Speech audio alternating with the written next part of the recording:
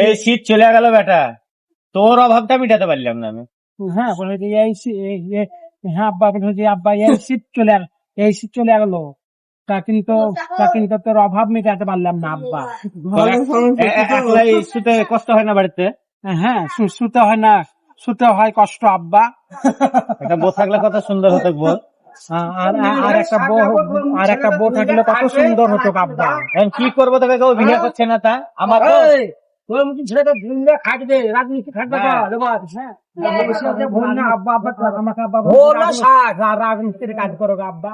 তা রাজমিস্ত্রি কাজ না করলে তোর বিয়েও হবে না জি।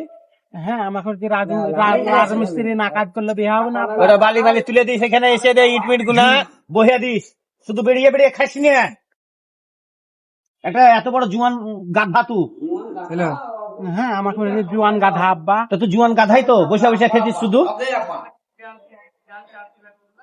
কাজ করে খেতে হয় না। তো তুমি তাহলে আমাকে কাজকর্ম করতে হবে আব্বা। তা কাজকর্ম করতে হবে না, কাজকর্ম করবি, টাকা ইনকাম করবি, ভাতও খেতে হবে আব্বা। ভাতও খেতে হবে, আবার মনে কর কাজকর্ম করতে হবে আব্বা। হ্যাঁ আর টাকা ইনকাম করবি। হ্যাঁ বলে যে টাকা ইনকাম করবে আব্বা। তোকে মাগনি কেউ বিটি দিয়ে দেবে? বিটি পড়ে আছে রাস্তাঘাটে, হ্যাঁ